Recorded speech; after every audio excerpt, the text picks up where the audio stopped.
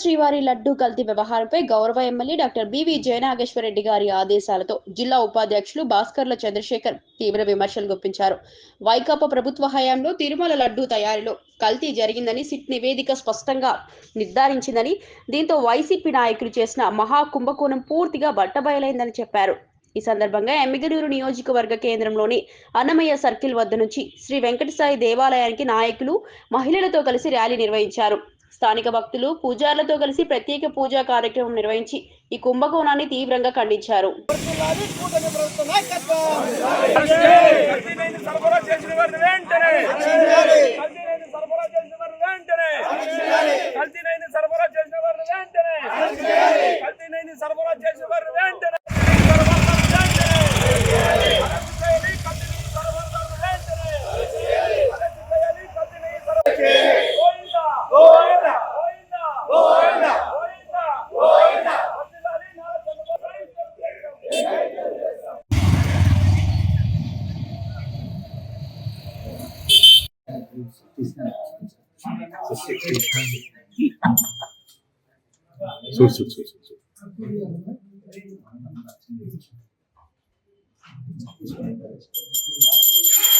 ద్రోహులను వెంటనే కల్తీ నెయ్యి సరఫరా చేసిన ద్రోహులను వెంటనే కల్తీ నెయ్యి సరఫరా చేసిన ద్రోహులను వెంటనే కల్తీ నెయ్యి సరఫరా చేసిన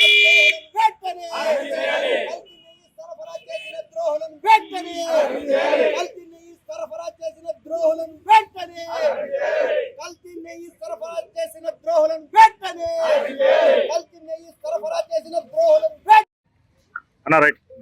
అన్న అందరికీ నమస్కారం. నా పేరు చంద్రశేఖర్, తెలుగుదేశం పార్టీ కర్నూలు ఉపాధ్యక్షుడిని.